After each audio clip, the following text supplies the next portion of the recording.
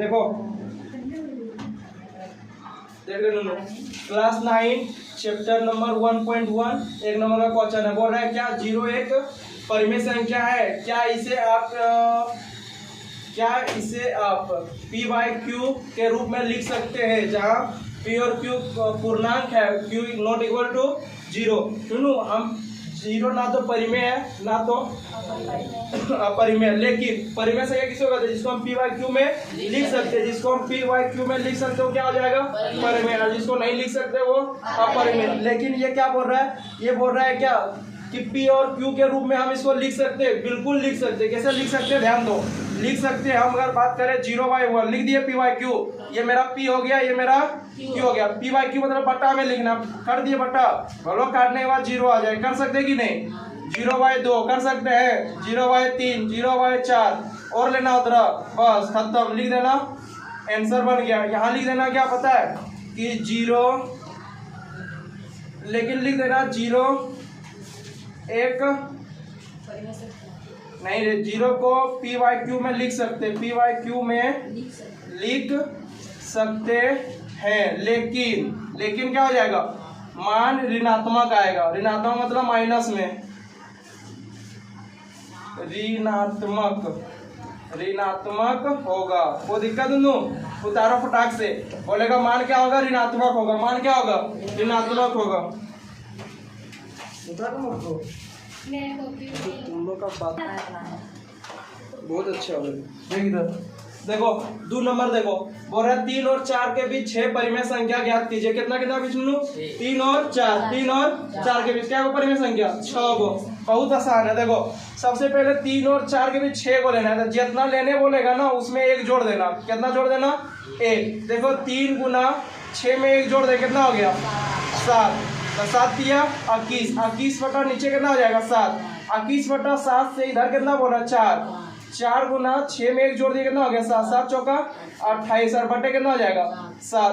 तो जितना 21/7 से हमको कहाँ तक लेना है, 22/7 तक लेना है। तब क्या को लेना है, 6 को ले सकते हैं। 22/7, 23/7, 24/7, 25/7, 26/7 हो गया रे, 3 एक और 27/7। क्या को लेना था, 6 को ले लिए, इसे मिटा देना।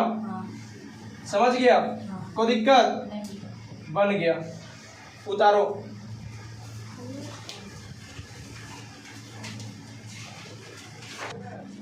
देखो 3 नंबर का क्वेश्चन क्या बोल रहा है, 3 नंबर का क्वेश्चन बोल रहा है 3/5 और 4/5 के बीच क्या को परिमेय संख्या लेना है, 5 को परिमेय संख्या।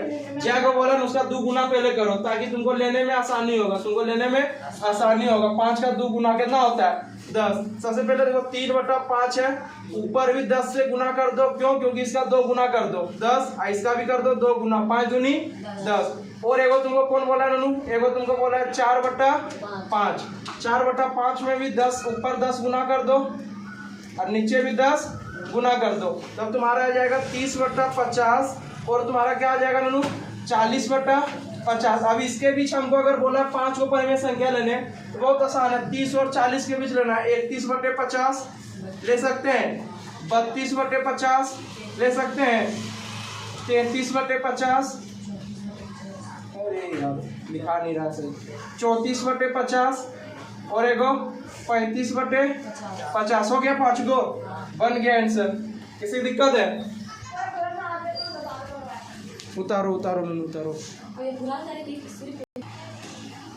देखो 4 का क्वेश्चन बोल रहा है, 1 नंबर क्या बोल रहा है, नीचे दिए गए कथन सत्य है या असत्य, कारण के साथ उत्तर दीजिए।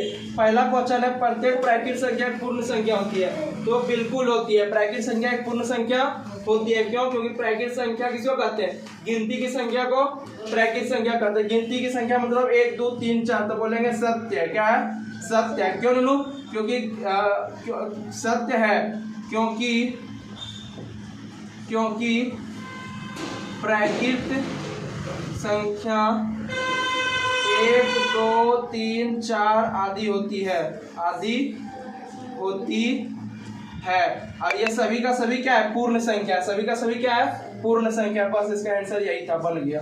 उतारो फटाक से उतारो, फटाक से उतारो। देखो बोल रहा है 2 नंबर क्या, प्रत्येक पूर्णांक एक पूर्ण संख्या होती है। क्या होती है? प्रत्येक पूर्णांक एक पूर्ण संख्या नहीं होती है। बोलेंगे असत्य। क्या है? असत्य। क्यों असत्य है रन्नू? क्योंकि असत्य है क्योंकि पूर्णांक 4/5, 6/7, 0.78 आदि होते हैं, इसीलिए ये पूर्ण संख्या नहीं हो सकती है। कोई दिक्कत है?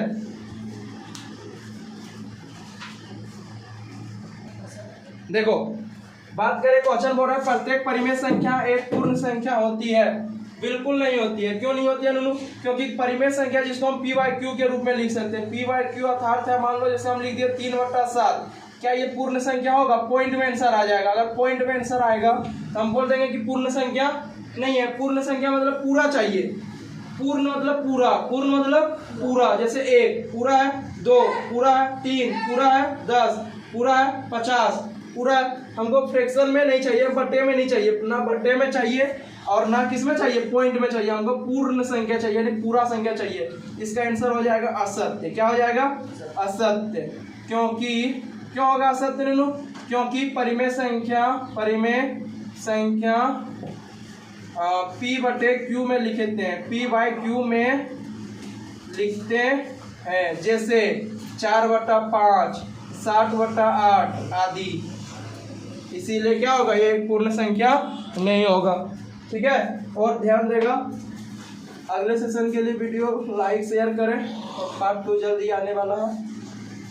चलो नू तारो फटाक से